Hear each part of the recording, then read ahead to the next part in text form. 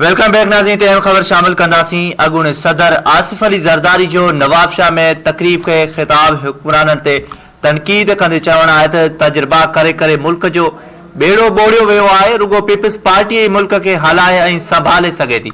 आसिफ अली ज़रदारी जो इहो चवणु आहे त मुल्क ते जॾहिं बि मुसीबत आई आहे, पीपीआई मुल्क खे संभालियो आहे।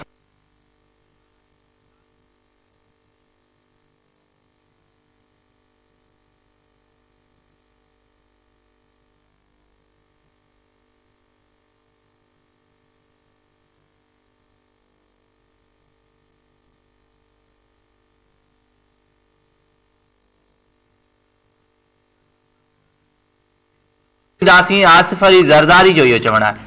ब्रेकिंग न्यूज़ अवां सां शेयर कयूं पिया नाज़रीन। अॻूणे सदर आसिफ अली ज़रदारी जो नवाबशाह में तकरीब खे ख़िताब हुकूमत ते तनक़ीद कंदे चवणु अथसि त तजुर्बा करे करे मुल्क जो बेड़ो ॿोड़ियो वियो आहे, रुगो पीपल्स पार्टी ई मुल्क खे हलाए ऐं संभाले सघे थी। मुल्क ते जॾहिं बि मुसीबत आई आहे त पीपल्स पार्टी ई मुल्क खे संभालियो आहे। असां हाणे बि तयारु आहियूं, पर ॻाल्हि सिधी आहे त पहिरीं उन्हनि हुक्मराननि खे घर उमाणियो।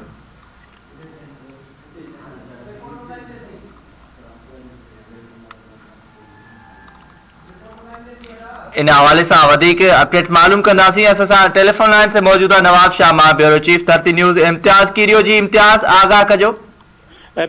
बिल्कुल तव्हांखे ॿुधायूं त अॻूणे सूबाई वज़ीर ऐं मौजूदा एमपी तारिक मसूद आरई पारां पंहिंजी रिहाइश जा ते पीपल्स पार्टी शरीक चेयरमैन ऐं अॻूणे सदर आसिफ अली ज़रदारी खे आजाणो ॾियण जे हवाले सां माजंदो जेको तकरीब रखी वई हुई, उन में तव्हांखे ॿुधायूं त जियालनि ऐं जियालिन पीपल्स पार्टी जे अॻुवाणनि पारां वॾी तइदाद में शिरकत कई। उन्हनि खे ख़िताब कंदे आसिफ अली ज़रदारी चयो त नौजवाननि खे नौकरियूं ॾियण में हमेशह पीपल्स पार्टी अॻु भरी रही आहे।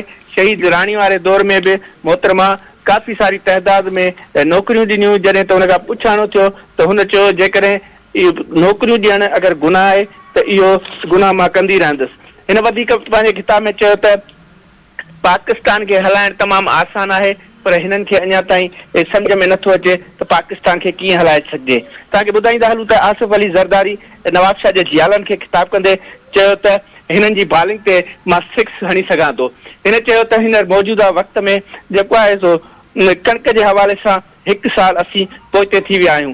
हिन चयो त नौजवाननि जे लाइ तमामु जेको आहे सो मां काफ़ी सोचे रहियो आहियां ऐं मुंहिंजी सोच जेकी आहे 15 साल जेकी आहे अॻिते जी सोच आहे, जंहिंसां जेके अवाम आहे उनखे आसानी पैदा थींदी। हिन हवाले सां तव्हांखे ॿुधायूं त हिन तकरीब में आसिफ अली ज़रदारी जो तमामु वेझो साथी अब्दुल सत्तार कीरियो, एमपी हाजी अली हसन ज़रदारी, MNA सैयद गुलाम मुस्तफा शाह, अॻूणो वज़ीर कानून ज़ियाल हसन लंजार, MPA गुलाम कादर चांडियो, अली अकबर जमाली, नौजवान अॻवान आशिक हुसैन ज़रदारी, नूर नवाज़ ज़रदारी, सैयद अमजद हैदर शाह, सैयद आसिफ शाह जीलानी, मियां खान रिंद, तौसीफ धामरा समेत शहर जे मोअज़्ज़िज़ीन नोटेबल्स शिरकत कई। जी अवां जी महिरबानी इम्तियाज़ कीरियो तफ़सील ॾियण लाइ।